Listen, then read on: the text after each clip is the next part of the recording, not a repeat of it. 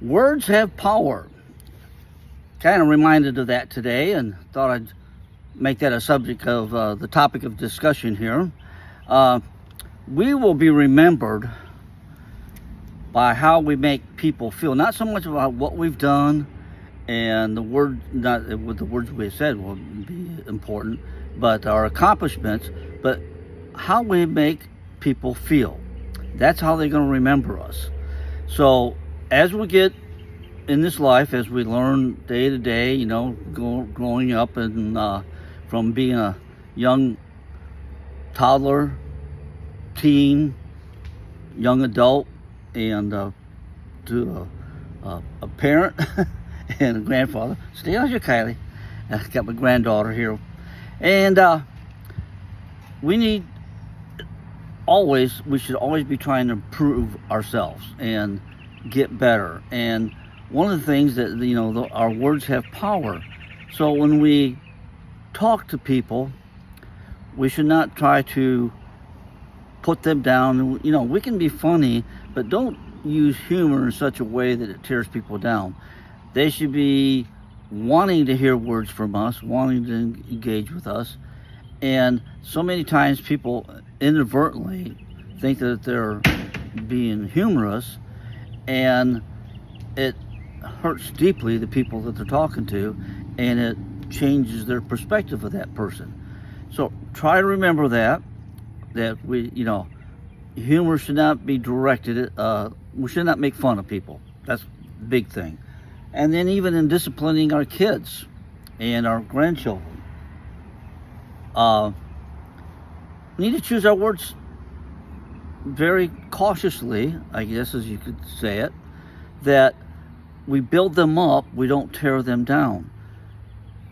They should lift them up, and even, like I said, even discipline, so that we get compliance, and we shouldn't, tell them they're a bad person or anything like that, so that it doesn't imprint the wrong thing on their mind. One thing that hasn't helped with that is that our society has kind of devolved in the last few years. Civility sometimes has gone out the window. Just people, road rage, politics. They seem to throw words at each other that are hateful and nasty and ugly. And we should avoid that as much as we can. So, and that even goes for people that even will hide behind the keyboard online, as much as everybody's into social media nowadays. This is where you're hearing it here, social media. And people hide behind the keyboard, and because of anonymity and not actually being there in the room talking to the person, they'll say nasty stuff with the key, type in nasty stuff, and just, what are your words intended to do? If you're going to convince somebody, making them feel bad is not going to convince them. And ugly words aren't going to provide good results. So that's one thing, keep in mind of. Our words should lift people up. They should edify people, build them up, create peace, not strife.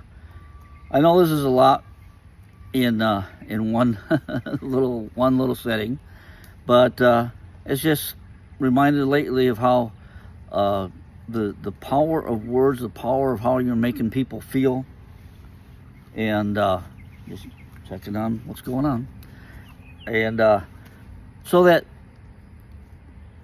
we all, as much as possible, be remembered in a good way, not in a bad way. So that's my little thought of the day here. And then even in the YouVersion verse of the day was Ephesians 4, verse 29, and this is, we'll see, this is the Passion Edition or something like that, another version, TPT it's called. And it says, and never let ugly or hateful words come from your mouth, but instead let your words become beautiful gifts that encourage others Do this by speaking words of grace to help them. Now, there's the word, by speaking words of grace, words that they want to hear and love to hear, and then make them feel good about themselves, and feel good about the person speaking them to them. So that's where we're at today, and I hope you have a great day. Enjoy it, and live long and prosper.